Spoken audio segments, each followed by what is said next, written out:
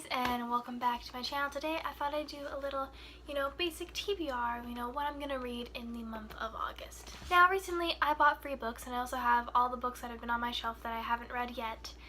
And we have a whole mass of 5 books today. So let's start.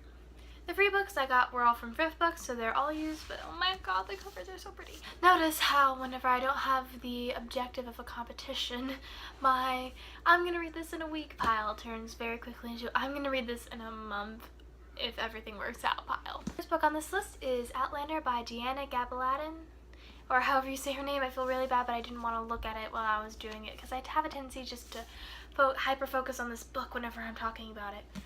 I'm kind of sad. I'm kind of sad because since I bought this used, I didn't know about the printed on sticker. I wish that wasn't there, but I will deal with it. I originally bought this book just because of the cover, and I'd heard some good reviews about it, but I didn't really remember much about it, and I was just going through a list of books I could get for $10 for free. So I went ahead and I bought this one. It is actually a historical fiction, not a fantasy novel, as I thought it was when I bought it. However, I'm still super excited to read this. I went through a kind of a huge historical fiction phase a while back, and maybe this will bring that back. The second book is actually a non-fiction book. It is A History of Histories by John Burrow. He is an Oxford professor. I've actually been reading this one a little bit already. It's basically just a summary of history from Herodotus to the modern age. So it's basically all of world history in one nice book. The third book I am currently reading, and it is Stargirl by Jerry Spinelli. This book I was not expecting to like as much as I have so far.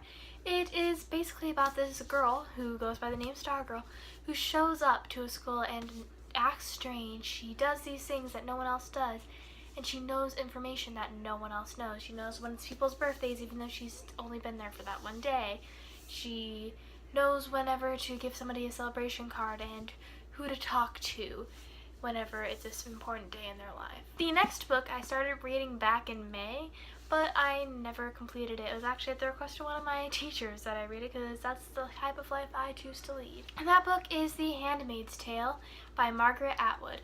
This book is a dystopia. As someone else described it to me, it is a feminist dystopia, which I really like the description of. So far, I'm about halfway through the book, but I'll probably reread it or listen to the entire audiobook because this book has been very interesting, and since I haven't started reading it in so long, I probably forgot the first half of it.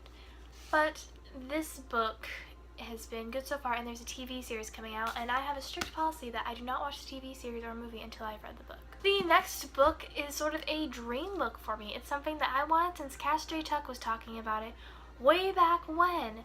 Like, it was an old video when I watched it, but as a kid, I just really wanted to read this book, and I finally found somewhere that was selling it at the same time that I was looking to buy a book and I had money to buy a book.